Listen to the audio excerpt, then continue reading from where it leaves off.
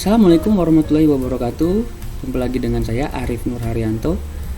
Kita masuk kembali ke dalam materi perkuliahan Startup Management. Kita sudah masuk ke materi perkuliahan di pertemuan ke-9 ya. Pertemuan ke-9 sekarang ini kita membahas mengenai startup yang men-scale up dirinya menjadi perusahaan unicorn, atau kita membahas mengenai scale up, penskalaan perusahaan startup. Nah,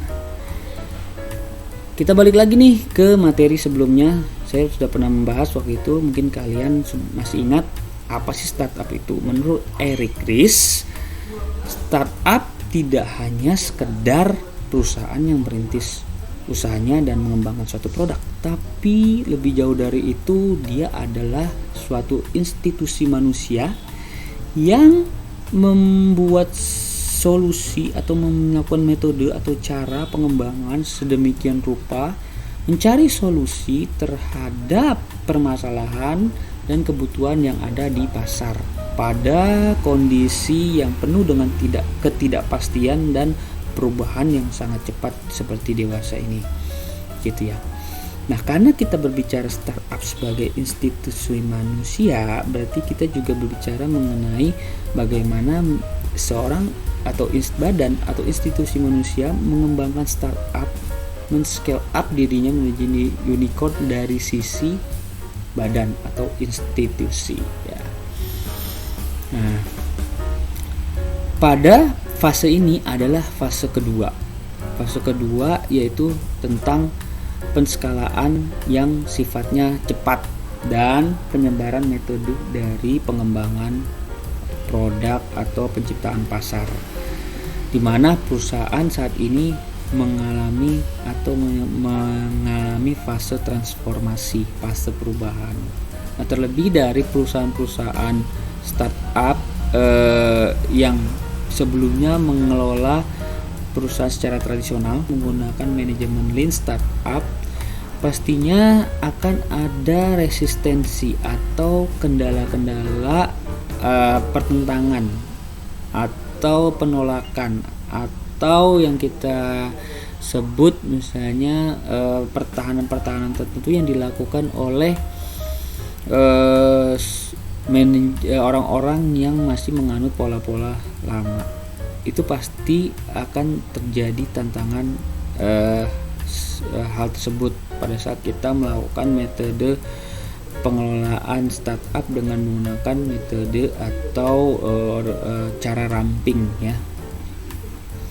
Karena apa? Karena orang-orang yang melakukan pengelolaan secara dengan sistem yang lama, dia masih mengakui sistem startup dengan cara tradisional yang organisasinya lebar, penuh birokrasi ketat dan sebagainya, sehingga hal ini menjadi gesekan terhadap pola pengelolaan lean startup yang sifatnya ramping. Nah, oleh sebab itu resistensi yang terjadi yang menjadi tantangan terus harus kita kelola dengan baik.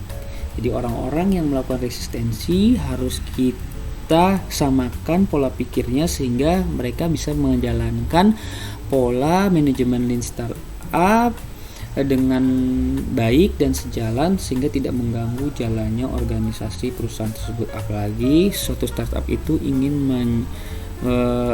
mengembangkan bisnisnya dan men-scale up dirinya menjadi perusahaan unicorn. Nah, itu perlu kita antisipasi kendala tersebut.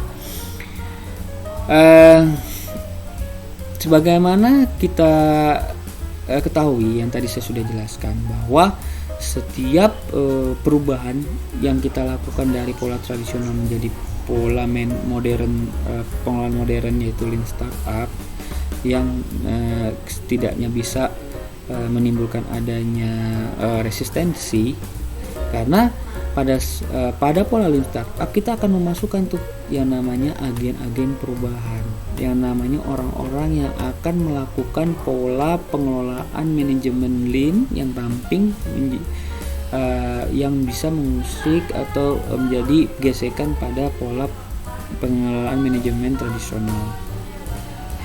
Nah, ada baiknya pada saat kita di dalam tubuh organisasi itu kita memberikan suatu agen perubahan, memasukkan adanya agen perubahan, kita perlu mengidentifikasi dan memanfaatkan pemimpin-pemimpin mana atau leader-leader mana di tingkat eksekutif yang benar-benar sejalan dengan pola pikir sang founder yang ingin melakukan atau mereorganisasi sistem manajemen perusahaannya ke arah lean startup. Fungsi utama dari level eksekutif tersebut adalah untuk membersihkan hambatan-hambatan yang muncul untuk tim yang bekerja secara metode MVP, minimum viable product, sehingga pola kerja lean itu bisa menyebar dengan baik sampai ke level perusahaan dan menjadi kultur organisasi, budaya kerja perusahaan.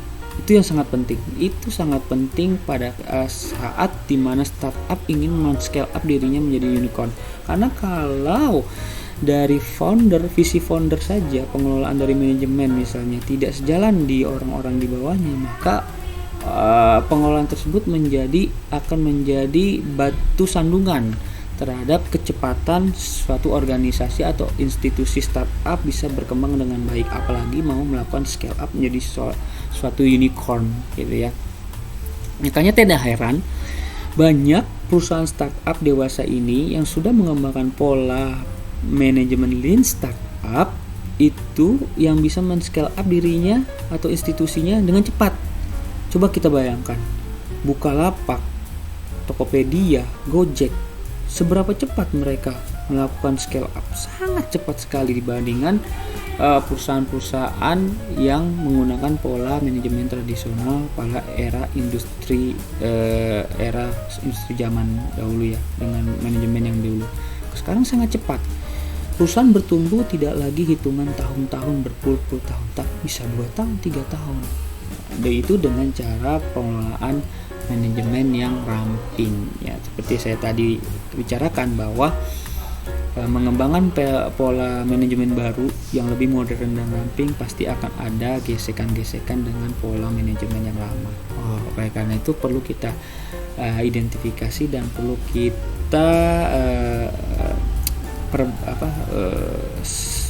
melakukan pendekatan terhadap tubuh organisasi yang kita lihat mengalami hal tersebut, hal penolakan dan kita lakukan brainstorming alih daya atau ilmu pada mereka supaya apa yang kita lakukan dalam pengelolaan manajemen perusahaan startup ini bisa berjalan dengan baik gitu ya.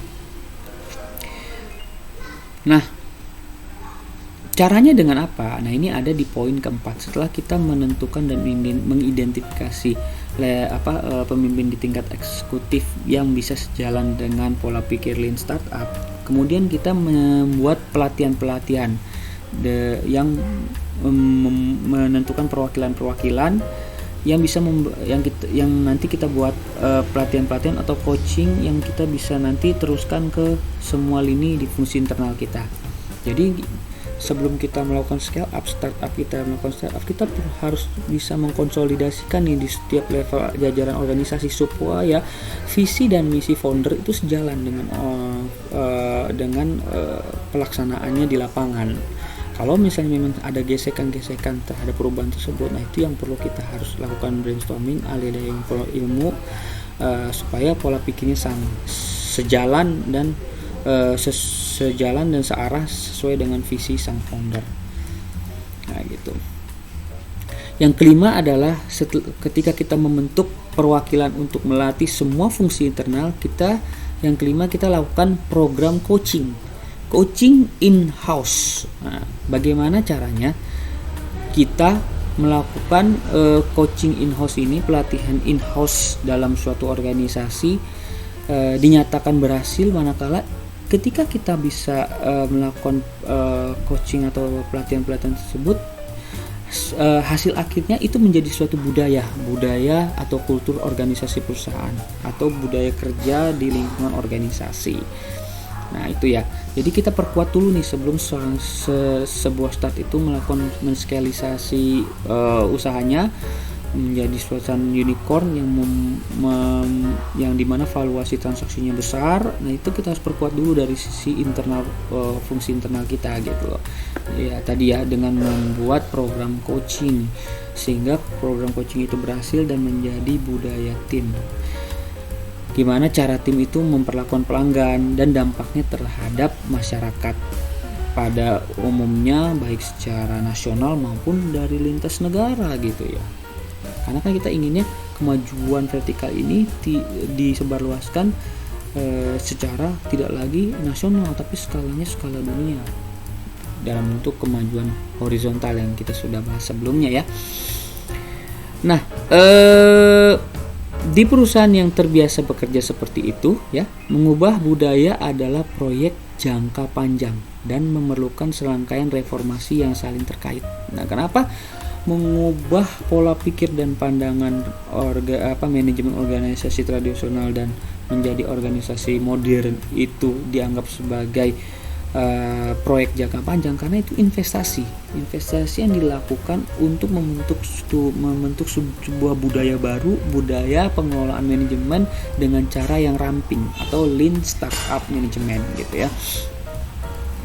Dan di sini kita perlu seorang pemimpin yang tidak hanya sekedar leader, tidak hanya sekedar mempunyai jiwa kepemimpinan, tapi sebagai mentor yang memberi tuntunan sampai ke level bawahan paling bawah, atau level yang di bawahnya itu sesuai dengan visi founder, seperti seorang Socrates. Kita tahu kan seorang Socrates itu dia tidak mengharapkan suatu imbalan, tapi dia senang dan dia merasa puas dan merasa bangga pada saat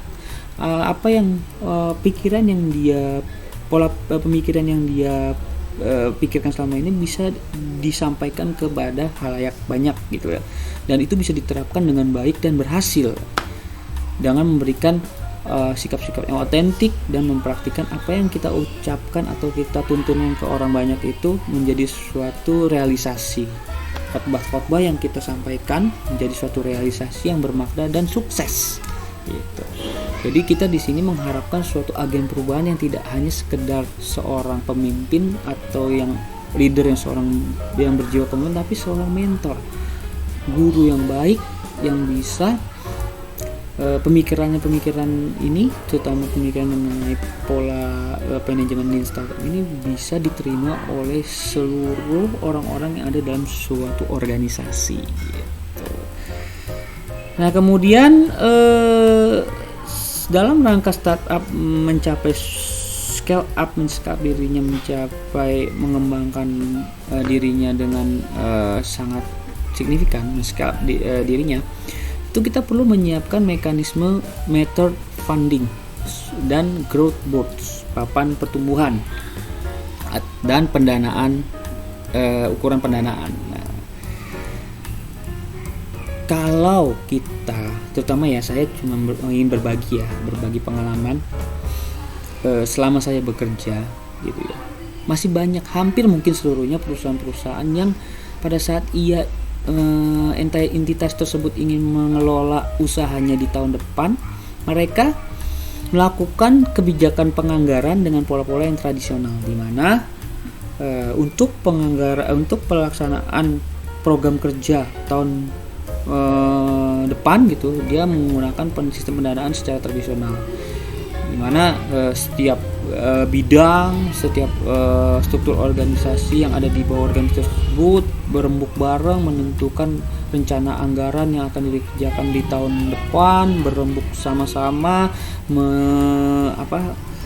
meramu berapa anggaran-anggaran yang harus disediakan untuk mengerjakan atau menjalankan usaha atau program kerja di tahun depan, yang nantinya disampaikan di rapat dewan dalam rapat tahunan. Setelah itu nanti disetujui, diketok palu, dan itu menjadi dasar atau guidance atau pedoman bagi si organisasi tersebut dari level manajemen untuk menjalankan usaha tersebut. Jadi sudah ada pattern-patternnya gitu, dan terkesan ya memang sudah dipagari gitu loh pada saat dia ingin menjalankan suatu organisasi dengan adanya penganggaran yang sifatnya seperti ini sudah ada guidance-nya, jadi dia tidak bisa keluar dari jalur yang budgeting yang sudah disepakati. Nah, pola ini kita sebut dengan pendanaan hak. Kenapa pendanaan hak? Karena si manajer, seorang pengambil kebijakan akan menjalankan usahanya terutama di tahun depan dengan penganggaran atau pedoman budgeting yang sudah disetujui di level dewan gitu ya, yang sudah disetujui dan tidak boleh keluar dari aturan penganggaran tersebut gitu. Jadi para penerima target pendanaan tersebut ya, target rencana anggaran perusahaan tersebut pada saat dia mengerjakan untuk tahun yang akan datang tunduk pada penyesuaian anggaran tersebut, baik itu program kerja bulanan, triwulan sampai tahunan gitu ya.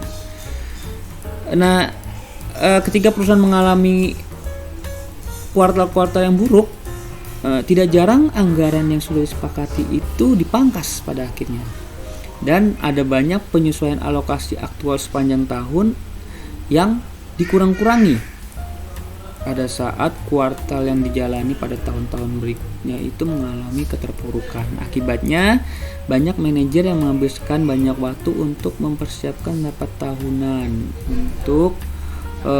dan lebih banyak waktu untuk mempertahankan anggaran mereka secara politis gitu.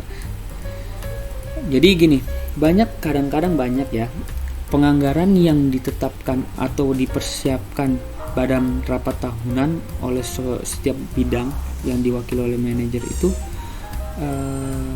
bersifat politis gitu ya. Jadi karena sifatnya yang politis, jadi kadang-kadang anggaran yang dibuat itu lebih banyak didasar pada kepentingan pihak tertentu gitu. Nah, ini yang disebut dengan pendanaan hak gitu loh. Jadi haknya seorang manajer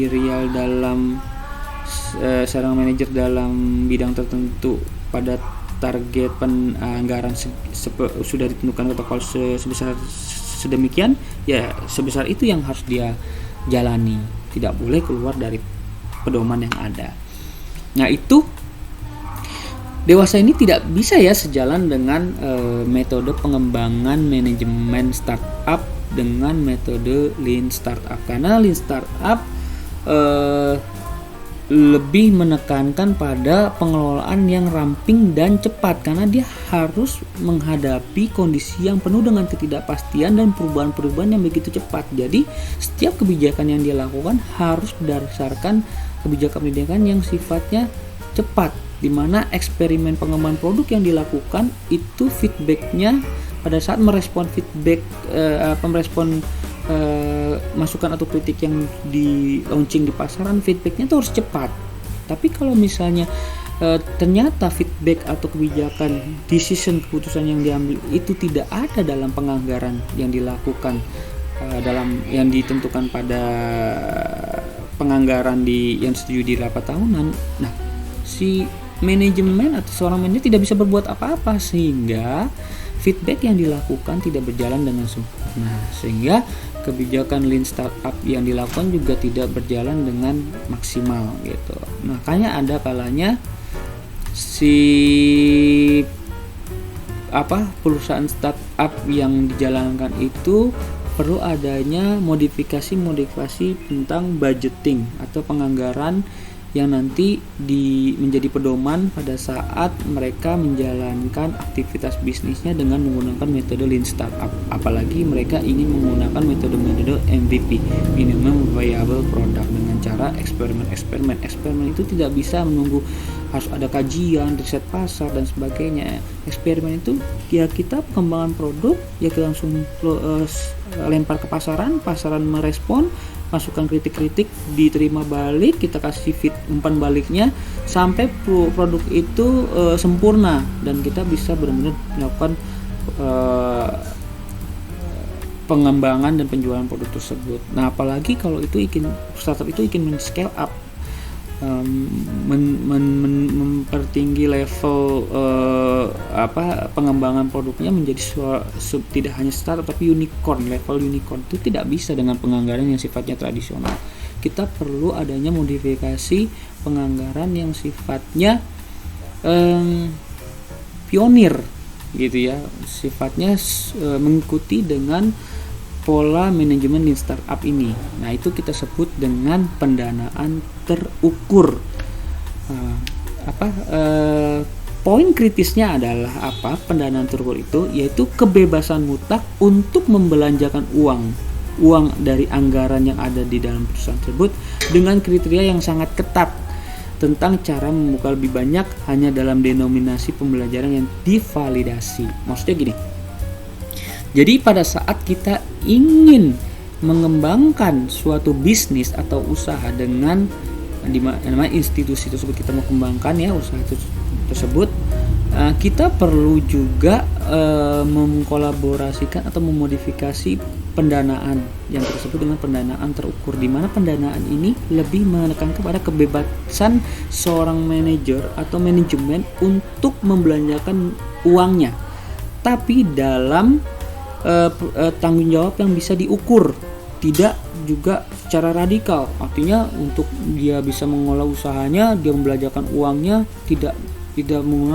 ada pertanggungjawaban tertentu, tetap dievaluasi dan tetap menggunakan pembelajaran yang divalidasi, yang tervalidasi. Saya sudah menjelaskan pada kalian bagaimana pola kerja pembelajaran yang tervalidasi ya. Artinya pembelajaran pada saat kita melakukan eksperimen dan pada saat produk itu ternyata ketika di launching ke pasaran itu ternyata tidak memberikan respon yang baik, maka kita harus mengambil keputusan apakah kita mau berhenti mengembangkan produk tersebut atau kita melakukan pivot atau koreksi yang nantinya hasil koreksi itu dikembalikan lagi ke pasaran sampai produk itu diterima oleh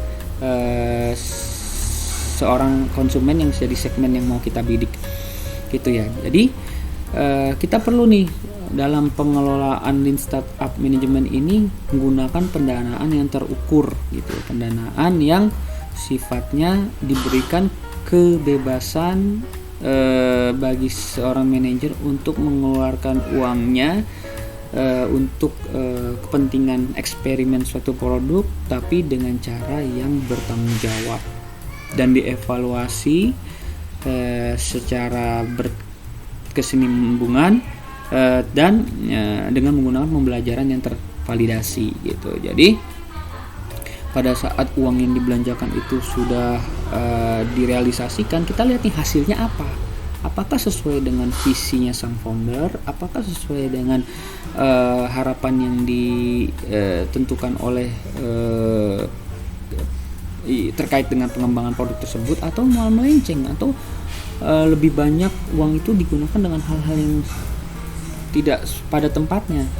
Nah, jadi fungsi pemeriksaan nantinya audit di situ lebih pada menekankan pada apakah uang yang dibelanjakan, kebebasan yang dibelanjakan untuk uang tersebut digunakan memang untuk kepentingan metode pengembangan produk secara MVP tersebut tadi, eksperimen sehingga penciptaan produk itu benar-benar sesuai dengan yang diinginkan oleh si konsumen yang kita mau bidik gitu loh, dan memang yang diperlukan dan menjawab semua solusi permasalahan yang ada dihadapi di pasar gitu. Nah, apa sih manfaat pendanaan terukur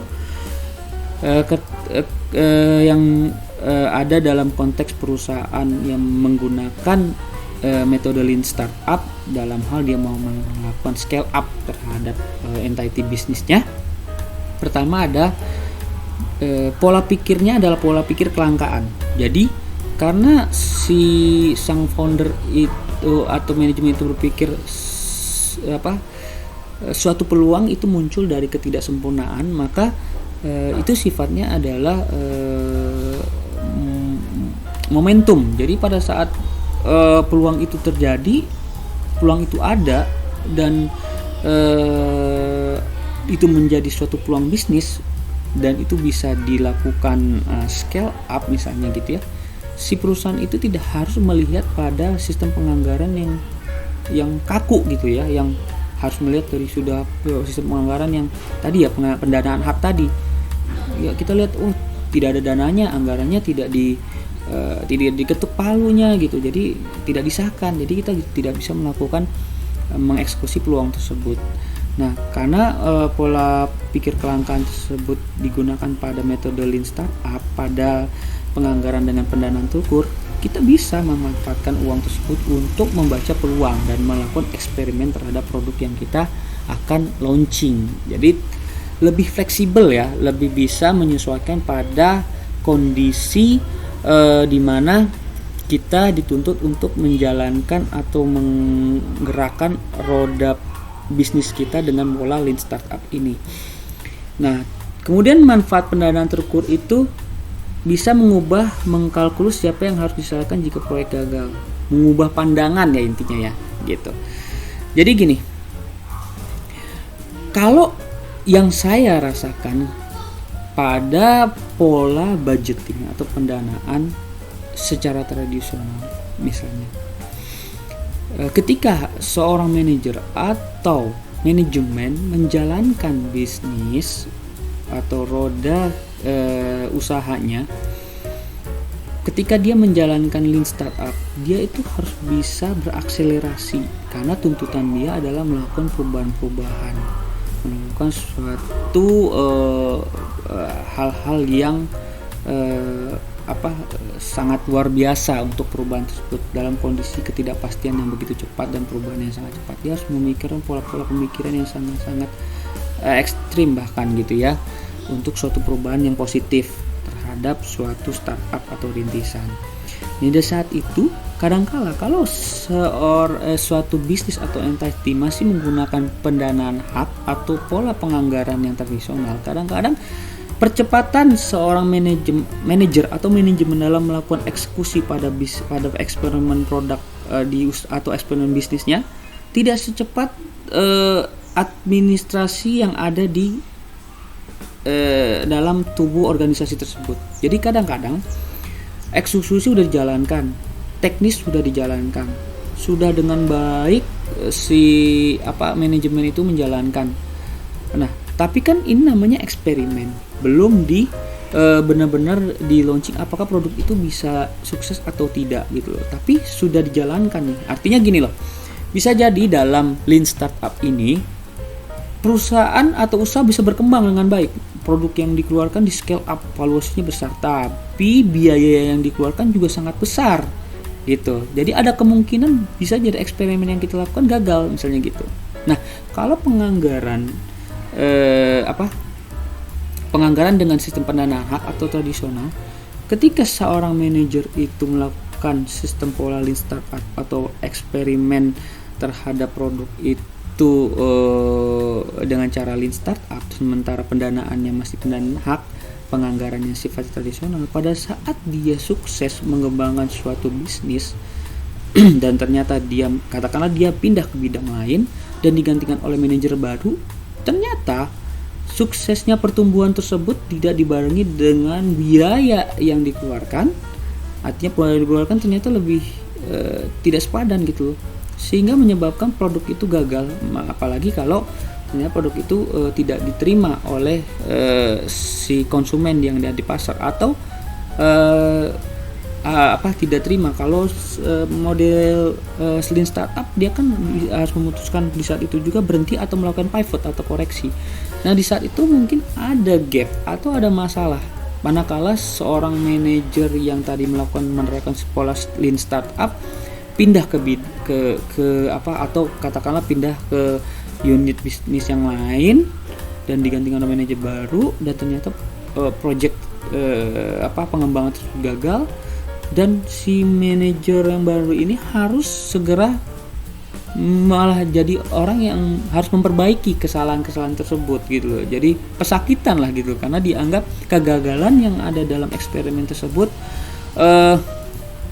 menjadi tanggung jawab penerus yang baru gitu. Nah, ini kalau metode Lean Startup pengembangan MVP itu menggunakan pendanaan hak, itu akan ada problemnya seperti itu. Jadi si orang yang baru yang menggantikan manajer yang lama yang menggunakan pola lean startup itu jadi cenderung menjadi orang yang pesakitan, yang dianggap kegagalan produk tersebut ada kegagalan orang yang menjalankan yang memegang tongkat manajemen selanjutnya gitu. Tapi dengan adanya pendanaan terukur ini, hal tersebut bisa dihindari gitu, bisa dihindari karena pendanaan terukur tadi ya, dia melihat dari sisi kebebasan mutlak untuk membelanjakan uangnya, tapi dengan cara yang bertanggung jawab gitu ya. Dengan bertanggung jawab artinya gini, dia bisa melakukan mengelola uangnya itu untuk melaksanakan pengembangan produk atau usahanya itu dengan cara pembelajaran yang tervalidasi. Jadi manakala dia misalnya melihat hasilnya itu tidak sesuai dengan pasaran, dia bisa melakukan menghentikan produk tersebut atau melakukan pivot atau koreksi, dan koreksi tersebut bisa diluncurkan kembali. Jadi sang pemeriksa atau auditor melihatnya itu adalah sebagai ya memang kegagalan bisnis, memang bisnis gitu, karena bukan dari fraud atau adanya temuan-temuan yang sifatnya merugikan dan karena ada manipulasi gitu, tapi lebih kepada memang ya namanya bisnis gitu ya. Jadi tidak ada yang dipersalahkan kalau misalnya ya seperti yang tadi saya bilang, kebebasan pendanaan itu juga kebebasan yang bertanggung jawab itu ya. Jadi si auditor itu melihatnya dari segi hasilnya, apakah uang yang dibelanjakan tersebut dengan pendanaan tersebut itu sesuai dengan atau sejalan dengan visi manajemen lean startup, sejalan dengan memang dia menggunakan itu sebesar-besarnya untuk pengembangan produk gitu ya. Nah itu ya, jadi pendanaan terukur itu bisa dimungkinkan digunakan dalam metode lean startup karena untuk menghindari adanya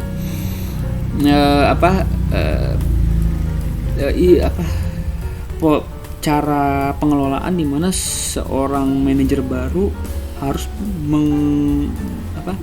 dia harus memperbaiki gitu ya, memperbaiki secara manajemen atau administrasi yang berantakan dengan penggunaan pendanaan haki tersebut karena penerapan pola lean startup tersebut. Jadi lean startup ada baiknya kita menggunakan pendanaan yang terukur. Kemudian mengurangi beban politik tim. Nah tadi ya, pastinya kalau ada konflik yang seperti itu ya, ada permasalahan di mana manajer yang baru atau manajemen yang baru harus memperbaiki benang kusut yang terjadi di manajemen yang lama karena pengelolaan startup dengan menggunakan pendanaan hak tersebut, pastinya akan ada politik atau ada beban politik. Artinya beban politiknya apa? Yaitu orang-orang akan mencari dasar aman bagi kepentingan mereka sendiri gitu loh. Itu akan timbul beban politik gitu ya. Tapi dengan ada pendanaan terukur ini kita bisa mengukur gitu loh, kegagalan yang terjadi atau misalnya kegagalan yang terjadi karena pengembangan produk tersebut tidak menjadi temuan karena pendanaan yang dilakukan metodenya adalah dengan pendanaan terukur, di mana seorang manajemen bisa melakukan kebebasan mutlak dan penggunaan uangnya gitu dengan menggunakan pembelajaran tervalidasi gitu. Itu bisa, walaupun misalnya ada manajemen yang baru yang masuk, sifatnya tidak pembenahan, tapi bagaimana mereka melanjutkan eksperimen yang lalu dan memperbaiki atau mencari pengembangan baru, pemuktahiran terhadap eksperimen yang kemarin sudah dilakukan. Jadi sifatnya seperti itu, tidak saling tuduh, tidak saling jadi tidak jadi stigma isu politik lah dalam organisasi di tubuh perusahaan tersebut gitu. Tidak jadi isu politik gitu. Politik kerja ya pastinya. Kemudian yang kelima, manfaatnya adalah fokus yang sangat ditingkatkan pada apa yang harus saya pelajari secara terbukti untuk mendapatkan lebih banyak pendanaan. Nah gini, jadi kadang-kadang kita melakukan eksperimen itu butuh pendanaan juga kan gitu. Eksperimen itu kita lakukan tidak melalui kalau yang saya kita jelaskan kemarin pada pertemuan sebelumnya itu, Lean Startup lebih pada eksperimen, jadi bukan pada riset pasar ya. Jadi eksperimen itu ya kita go ahead dulu, kita jalankan dulu, kita launching dulu ke pasaran produk yang udah kita lakukan, kita yang sudah kita buat gitu ya. Nah itu kadang-kadang kita harus melakukan modifikasi pendanaan gitu ya. Jadi ada kalanya bisa jadi itu tidak, kalau kita menggunakan pendanaan hak ya atau penganggaran secara tradisional, kadang-kadang yang mau kita lakukan, kebijakan kita lakukan itu tidak ada pada pedoman penganggaran yang sudah disetujui dalam rapat tahunan. Nah, dengan itu berbeda dengan pendanaan terukur. Kalau pendanaan terukur, karena kita bisa lebih leluasa dalam membelanjakan uang anggaran dengan ya tadi ya saya tekankan tadi, dengan cara pembelajaran yang tervalidasi, sehingga uang yang dibelanjakan tidak digunakan dengan semena-mena, dengan radikal, atau tidak digunakan untuk kepentingan pribadi yang sifatnya nanti fraud, lebih pada evaluasi yang baik. Nah, jadi kita bisa lebih fleksibel dalam penggunaan dananya gitu, walaupun tetap pada harus dengan melalui persetujuan manajemen gitu ya. Gitu. Kemudian yang keenam, lebih kondusif untuk kolaborasi lintas fungsi gitu. Karena setiap orang dibayar dari anggaran yang sama. Nah, kalau hampir setiap perusahaan dalam setiap penganggaran pasti terkotak-kotakan gitu ya. Kayak misalnya anggaran untuk bidang perawatan tersendiri misalnya, anggaran untuk bidang pemasaran tersendiri, anggaran untuk bidang pembangunan tersendiri misalnya gitu. Tapi kalau untuk pengukuran terukur, setiap orang dibayar dari anggaran yang sama. Jadi tidak ada tuh yang namanya pada saat kita mau melakukan pengembangan produk misalnya, R&D bilang saya perlu pengembangan produk yang sifatnya kita perlu membangun sistem nih misalnya gitu. R&D misalnya seorang di bidang research and development ingin mengembangkan produk, tapi dia perlu adanya pengembangan teknologi yang nanti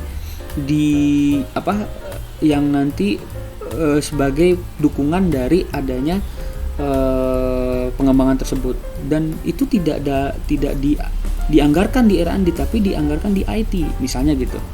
Maksudnya bukan berarti artinya itu adalah wewenang IT, tapi pada saat si bidang IT itu di R&D mengusulkan anggaran itu ke bidang IT, memohon untuk dibuatkan suatu teknologi baru, pada saat dilihat pedoman anggaran yang sudah diketok palu ternyata tidak ada untuk merealisasikan pengembangan teknologi tersebut. Nah, akhirnya terjadi konflik. Akhirnya di situ terjadi hambatan pada saat melakukan eksperimen usaha atau eksperimen produk. Nah, itu juga menghambat sebuah startup untuk melakukan scale up terhadap perusahaannya gitu lah. Jadi di pengukuran yang terukur ini jauh lebih kondusif karena adanya kolaborasi lintas fungsi. Jadi R&D, IT, pemasaran, keuangan bisa melakukan kolaborasi karena setiap orang menggunakan anggarannya dalam anggaran yang sama gitu ya. Ketujuh, mengurangi campur tangan manajer menengah karena tidak ada sumber daya yang dipinjam dari perusahaan induk. Itu mandiri jadinya ya. Kita diberikan akses mandiri gitu ya. Kita tidak terkait dengan perusahaan holding gitu ya. Jadi kita diberikan artinya diberikan keleluasaan yang maksimal lah gitu ya. Kedelapan, pendanaan terukur lebih dekat dengan investasi Ventura daripada komite alokasi kongres. Nah, kalau penganggaran yang kita sebut dengan pendanaan hak itu, kita harus bisa mendapat persetujuan oleh komite alokasi kongres gitu ya. Dapat persetujuan dulu baru kita bisa menjalankan alokasi anggaran tersebut. Tapi kalau ini ya kita diberikan kebebasan untuk melaksanakan uang, misalnya dari modal investasi Ventura tersebut asalkan pada saat pertanggungjawaban oleh pemilik modal atau milik dana, uang itu dibelanjakan secara bertanggung jawab gitu, sesuai dengan visi perusahaan, tidak ngawur kemana-mana gitu. Nah, seperti yang ditemukan oleh kebanyakan perusahaan yang pernah mencoba sebelumnya, mengubah budaya saja tidak cukup. Jadi mengubah budaya itu cukup. Oleh karena itu karena sistem yang ada sangat tahan terhadap perubahan. Jadi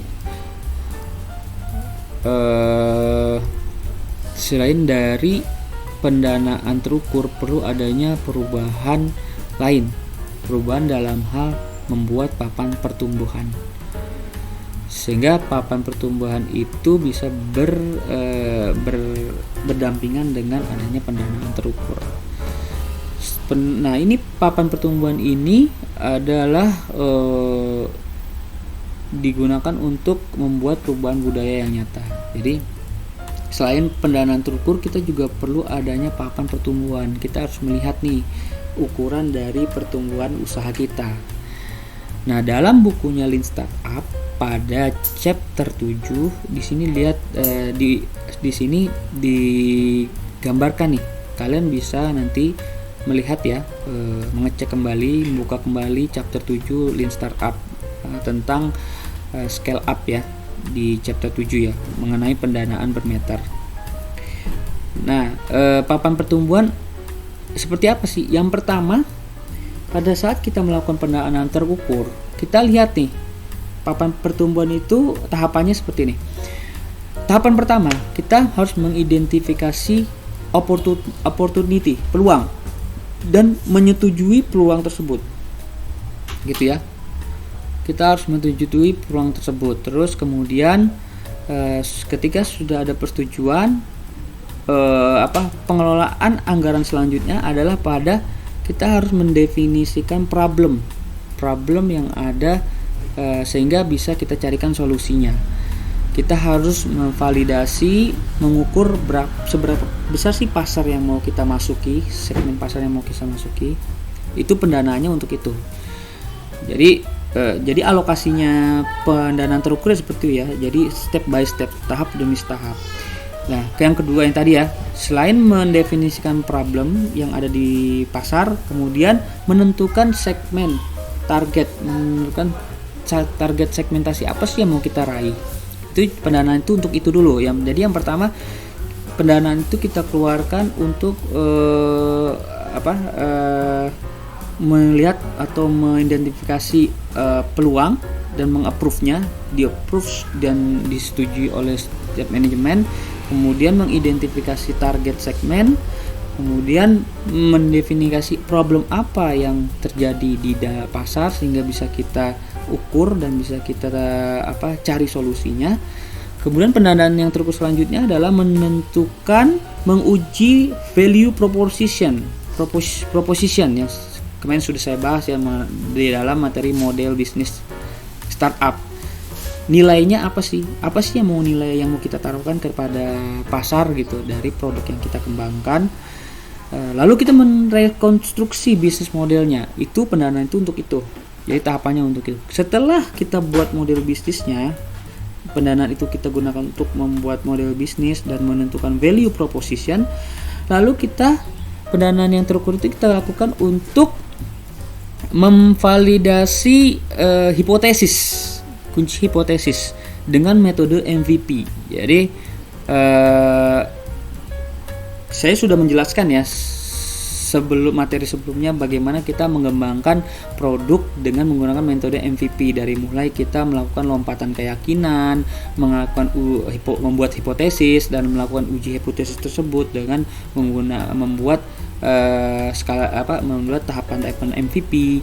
Nah, setelah MVP itu bisa diterima, metode MVP yang kita lakukan bisa diterima, eksperimen produk dan kita launching produk itu bisa diterima, lalu tahap selanjutnya kita men-scale up produk yang kita kembangkan, pasar yang kita ciptakan, kita perluas tuh pasarnya itu. Nah, pendanaan yang selanjutnya ada pada tahap launching produk dan disebarluaskan dengan kemajuan horizontal ke seluruh pasar. Jadi penyebarluasan produk secara menyeluruh ke pasaran. Jadi setelah kita lakukan prototype, kita uji pasar produk tersebut, lalu kita langsung full kita jual ke pasaran gitu loh. Kita komersialisasikan gitu. Jadi tahapan-tahapan kita melakukan pendanaan untukku seperti itu. Jadi kita bisa juga lakukan akhirnya melihat skala dengan menggunakan papan pertumbuhan. Pertumbuhan kita sudah melalui seperti ini nih, kita sudah bisa men-scale up produk kita dari yang tadi sifatnya lokal menjadi skalanya nasional sampai ke skalanya internasional ke tingkat dunia pada akhirnya gitu. Itu kenapa pendanaan terukur harus dikolaborasikan dengan papan pertumbuhan. Jadi kita bisa mengevaluasi, memonitor sampai sejauh mana produk yang kita kembangkan itu bisa tervalidasi, bisa mencapai atau men-scale up sampai ke tahapan kemajuan horizontal, bisa ditiru oleh baik tidak hanya lokal, tidak hanya nasional, tapi secara internasional gitu. Nah, saya ambil contoh pendanaan terukur dari lembaga non-profit ya. Bagaimana kita membuat penganggaran atau pendanaan terukur pada sistem lembaga non-profit misalnya. Nah, pada tahap pertama ini sebenarnya tidak hanya non-profit, profit pun juga bisa ya.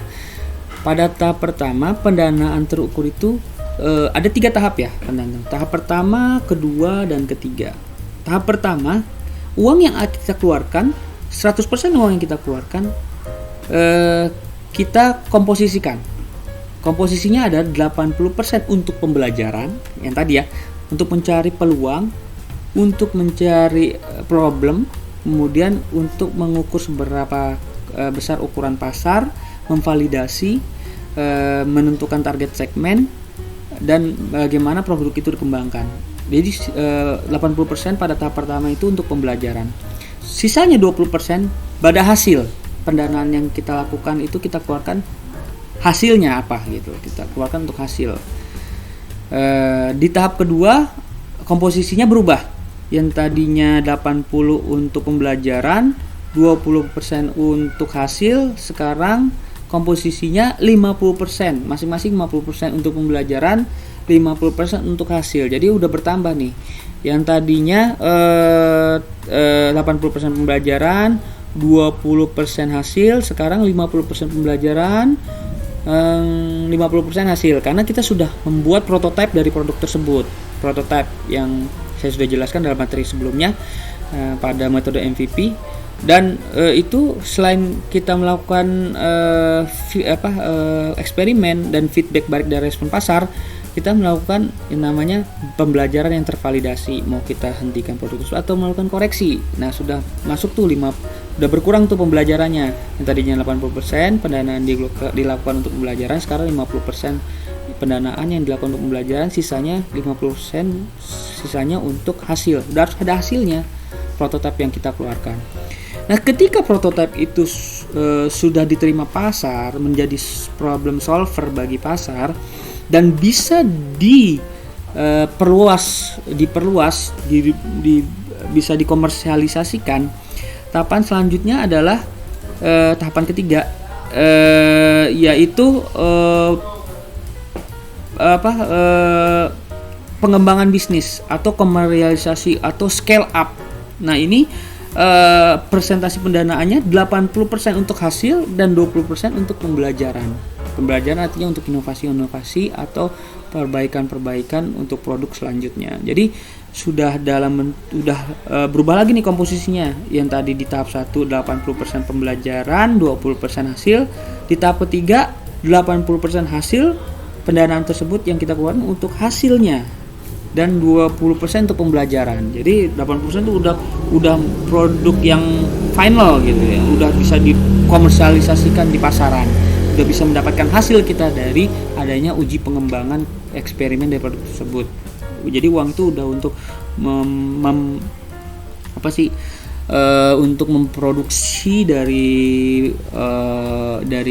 produk yang kita kembangkan tersebut. Udah skalanya udah tahapannya ada tahapan produksi ya. Dan 20%-nya adalah pembelajaran untuk inovasi. Nah, oke.